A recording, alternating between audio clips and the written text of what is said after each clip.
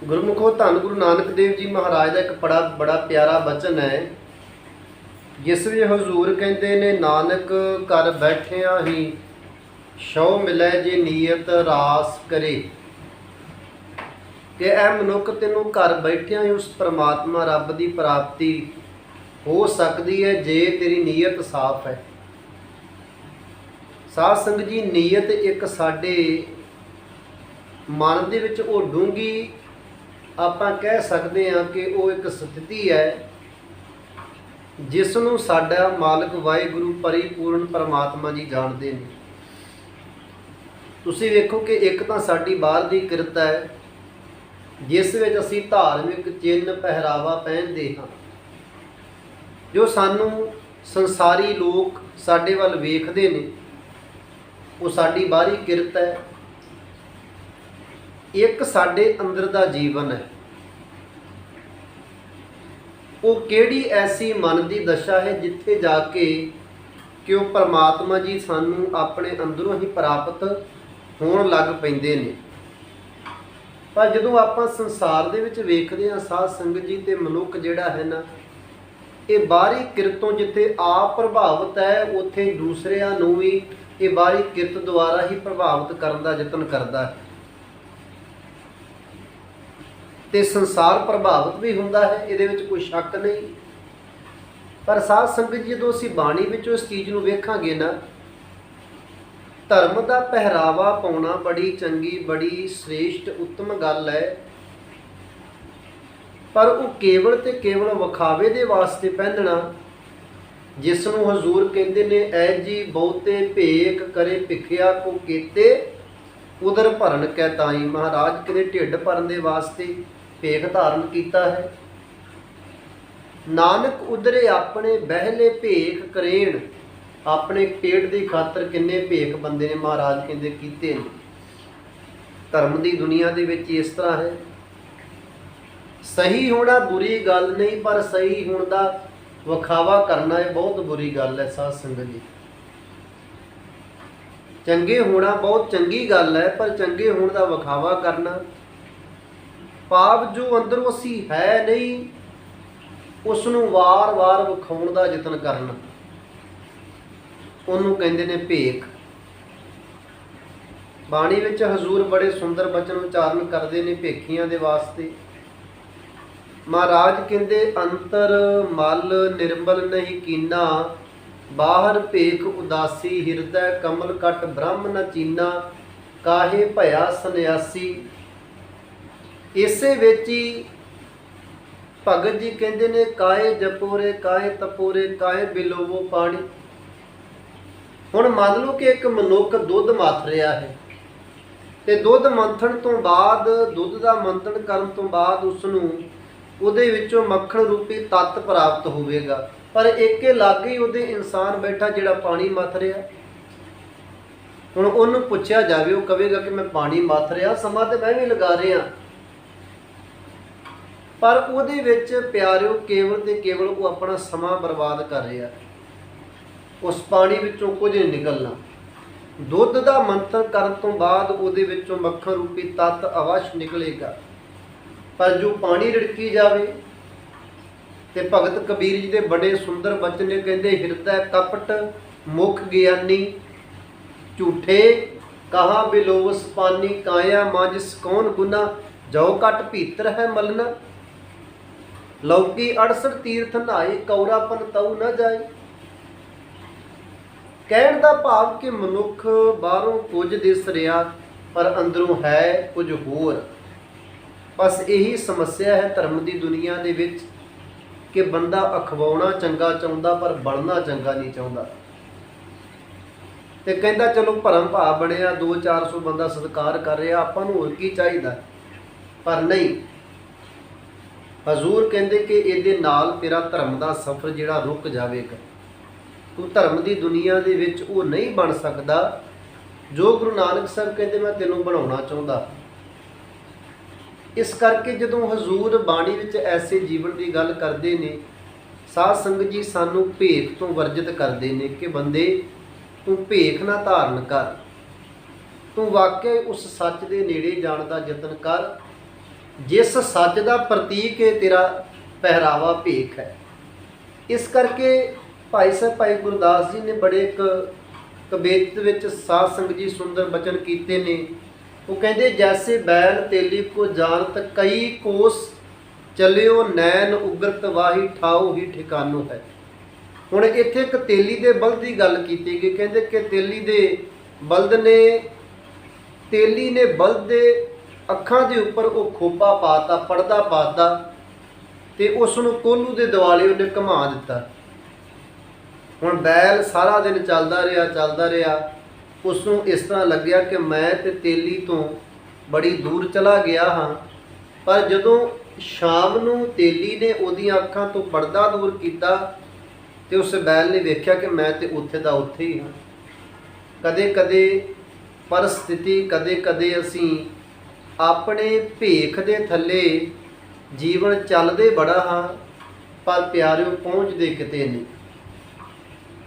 ਤੇ ਇੱਕ ਉਦਾਹਰਨ ਭਾਈ ਗੁਰਦਾਸ ਹੋਰ ਵੀ ਦਿੰਦੇ ਨੇ। ਉਹ ਕਹਿੰਦੇ ਜੈਸੇ ਜੇਵਰੀ ਬਟਤ ਆਂਦਰੋ ਅਚਿੰਤ ਚਿੰਤ ਖਾਤ ਜਤ ਬਸ਼ਰੋ ਟਟੋਰੋ ਪਛਤਾਨੋ ਹੈ। ਕਹਿੰਦੇ ਕਿਸੇ ਅੰਨੇ ਮਨੁੱਖ ਨੇ ਰੱਸੀ ਵੱਟਣੀ ਸ਼ੁਰੂ ਕੀਤੀ, ਉਹਨੂੰ ਪਤਾ ਨਹੀਂ ਸੀ ਕਿ ਉਹਦੇ ਪਿੱਛੇ ਇੱਕ ਵੱਛਾ ਵੱਜਾ ਹੈ। ਹੁਣ ਉਹ ਰੱਸੀ ਵੱਟਦਾ ਗਿਆ ਤੇ ਜਿਹੜਾ ਪਿੱਛੇ ਵੱਜਾ ਹੋਇਆ ਵੱਛਾ ਸੀ ਸਾਧ ਸੰਗਤ ਜੀ, ਉਹ ਰੱਸੀ ਨਾਲ ਦੀ ਨਾਲ ਹੀ ਚੱਬਦਾ ਗਿਆ। ਉਹ ਬਿਲਕੁਲ ਅਚਿੰਤ ਹੋ ਕੇ, ਉਹਨੂੰ ਕੋਈ ਚਿੰਤਾ ਨਹੀਂ। ਉਹਨੇ ਸ਼ਾਮ ਨੂੰ ਵੇਖਿਆ, ਸੋਚਿਆ ਕਿ ਚਲੋ ਥੱਕ ਗਏ ਹਾਂ ਹੁਣ ਤੇ ਬੜੀ ਰੱਸੀ ਵੱਟ ਲਈ ਹੈ। ਜਦੋਂ ਸ਼ਾਮ ਨੂੰ ਇਕੱਠੀ ਕੀਤੀ ਤੇ ਮਹਾਰਾਜ ਕਹਿੰਦੇ ਹੱਥ ਦੇ ਵਿੱਚ ਇੱਕ ਨਿੱਕਾ ਜਿਹਾ ਟੋਟਾ ਆਇਆ।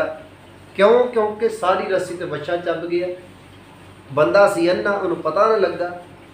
ਇਸੇ ਤਰ੍ਹਾਂ ਪਿਆਰਿਓ ਅਸੀਂ ਵੀ ਜੀਵਨ ਦੇ ਵਿੱਚ ਧਰਮ ਦੀਆਂ ਹੋ ਸਕਦਾ ਬੜੀਆਂ ਰੱਸੀਆਂ ਵੱਟੀਆਂ ਹੋਣ, ਪਰ ਸਾਡਾ ਭੇਖ, ਸਾਡੇ ਅੰਦਰ ਦਾ ਲਾਲਚ, ਸਾਡੇ ਜੀਵਨ ਦਾ ਦੋਹਰਾਪਨ ਜਿਹੜਾ ਹੈ ਉਹ ਹੋ ਸਕਦਾ ਸਾਨੂੰ ਉੱਥੋਂ ਤੱਕ ਲਿਜਾ ਨਾ ਜਾ ਸਕੇ। ਇਸ ਕਰਕੇ ਪਿਆਰਿਓ ਜੀਵਨ ਦਾ ਇੱਕ ਮੂਲ ਸਿਧਾਂਤ ਹੈ ਕਿ ਜੇ ਪਰਮਾਤਮਾ ਨੂੰ ਅਸੀਂ ਆਪਣੇ ਘਰ ਬੈਠੇ ਹੀ ਪ੍ਰਾਪਤ ਕਰਨਾ ਹੈ ਤੇ ਉਹਦੇ ਵਾਸਤੇ ਸਾਡੀ ਨੀਅਤ ਦਾ ਸਾਫ਼ ਹੋਣਾ ਬੜਾ ਜ਼ਰੂਰੀ ਹੈ। ਨਹੀਂ ਤੇ ਬਾਬਾ ਫਰੀਦ ਜੀ ਕਹਿੰਦੇ ਦਿਲੋਂ ਮੁਹੱਬਤ ਜਿਨ ਸਹੀ ਸੱਚਿਆ, ਜਿਨ ਮਨ ਹੋਰ ਮੁਖ ਹੋਰ ਸੇ ਕਾਂਡੇ ਕੱਚਿਆ। ਬੰਦਿਆ ਤੇਰੇ ਮੁਖ ਦੇ ਵਿੱਚ ਕੁਝ ਹੋਰ ਹੈ, ਅੰਦਰ ਤੇਰੇ ਕੁਝ ਹੋਰ ਹੈ। ਇਸ ਕਰਕੇ ਜਿਹੜਾ ਸਾਧ ਸੰਗਤ ਜੀ ਇਹ ਧਰਮ ਦੀ ਦੁਨੀਆ ਦਾ ਕਨਸੈਪਟ ਹੈ ਨਾ, ਇਹਦੇ ਵਿੱਚ ਭਾਵਨਾ, ਸ਼ਰਧਾ, ਅਕੀਦਾ, ਇਹ ਸਾਰਾ ਕੁਝ ਹੀ ਪਰਮਾਤਮਾ ਜੀ ਦੇ ਵੱਲੋਂ ਨੋਟ ਕੀਤਾ ਜਾਂਦਾ ਹੈ ਕਿ ਬੰਦਾ ਵਾਕਿਆ ਜੋ ਜ਼ੁਬਾਨ ਤੋਂ ਕਹਿ ਰਿਹਾ ਇਹ ਹੈ, ਇਸ ਪਹਿਰਾਵੇ ਦੇ ਵਰਗਾ ਹੀ ਇਹਦਾ ਜੀਵਨ ਹੈ। ਤੇ ਇਸ ਕਰਕੇ ਜੇ ਇਸ ਤਰ੍ਹਾਂ ਦਾ ਕੁਝ ਨਹੀਂ ਤੇ ਭਗਤ ਤ੍ਰਿਲੋਚਨ ਜੀ ਕਹਿੰਦੇ ਬਦਤ ਤ੍ਰਿਲੋਚਨ ਸੁਨ ਰੇ ਪ੍ਰਾਣੀ ਕਣ ਬਿਨ ਗਾ ਕੇ ਪਾਈ। ਪੁਰਾਣੇ ਸਮਿਆਂ ਵਿੱਚ ਸਾਧ ਸੰਗਤ ਜੀ ਲੋਕਾਂ ਨੇ ਭਰੀਆਂ ਬੰਨਣੀਆਂ ਤੇ ਬਾਅਦ ਵਿੱਚ ਉਹਨਾਂ ਨੂੰ ਗਾਉਣਾ, ਗਾ ਕੇ ਦਾਣੇ ਵੱਖ ਕੀਤੇ ਜਾਂਦੇ ਸਨ, ਉਹਨੂੰ ਕਣ ਆਪਾਂ ਕਹਿ ਲਈ। ਹੁਣ ਭਗਤ ਜੀ ਕਹਿ ਰਹੇ ਨੇ ਕਿ ਬੰਦਿਆ ਤੇਰੇ ਭਰੀ ਦੇ ਵਿੱਚ ਦਾਣੇ ਤੇ ਹੈ ਨਹੀਂ ਤੇ ਤੂੰ ਗਾ ਕਾਹਦੇ ਵਾਸਤੇ ਪਾਇਆ। ਪਿਆਰਿਓ ਇੱਕ ਬੇਨਤੀ ਕਰਾਂ, ਚੱਲਣਾ ਬੜਾ ਚੰਗੀ ਗੱਲ ਹੈ, ਚੱਲਣਾ ਬੜਾ ਜ਼ਰੂਰੀ ਹੈ, ਪਰ ਜੇ ਬੰਦਾ ਚੱਲ ਕੇ ਕਿਤੇ ਪਹੁੰਚੇ ਹੀ ਨਾ ਤੇ ਇਹਦਾ ਮਤਲਬ ਉਹ ਚੱਲ ਹੀ ਗਲਤ ਰਿਹਾ। ਉਹਦੇ ਚੱਲਣ ਦੇ ਵਿੱਚ ਕੋਈ ਨਾ ਕੋਈ ਡਿਫੈਕਟ ਹੈ। ਜੇਕਰ ਬੰਦਾ ਸੁੱਤਾ ਹੋਵੇ ਸਾਧ ਸੰਗਤ ਜੀ, ਸੁੱਤਾ ਬੰਦਾ ਕਿੰਨੀ ਵੀ ਗੂੜੀ ਨੀਂਦ ਵਿੱਚ ਸੁੱਤਾ ਹੋਵੇ ਉਸ ਨੂੰ ਜਗਾਇਆ ਜਾ ਸਕਦਾ ਹੈ। ਤੇ ਜਿਹੜਾ ਬੰਦਾ ਸੌਣ ਦਾ ਨਾਟਕ ਕਰੇ, ਤੁਸੀਂ ਜਿੰਨਾ ਮਰਜ਼ੀ ਜਗਾ ਲਵੋ ਉਹਨੂੰ, ਉਹ ਅੱਖਾਂ ਨਹੀਂ ਖੋਲੇਗਾ ਕਿਉਂਕਿ ਉਹ ਪਹਿਲਾਂ ਜਾਗਦਾ ਹੀ ਹੈ। ਉਹ ਤੇ ਸੌਣ ਦਾ ਨਾਟਕ ਕਰ ਰਿਹਾ। ਸੁੱਤੇ ਬੰਦੇ ਨੂੰ ਜਗਾਉਣਾ ਬੜਾ ਸੌਖਾ ਹੈ, ਪਰ ਜਿਹੜਾ ਜਾਗਦਾ ਸੌਣ ਦਾ ਨਾਟਕ ਕਰੇ ਉਸ ਨੂੰ ਜਗਾਇਆ ਨਹੀਂ ਜਾ ਸਕਦਾ ਕਿਉਂਕਿ ਉਹ ਜਾਗਦਾ ਪਹਿਲਾਂ ਹੀ ਪਰ ਨਾਟਕ ਕਰ ਰਿਹਾ।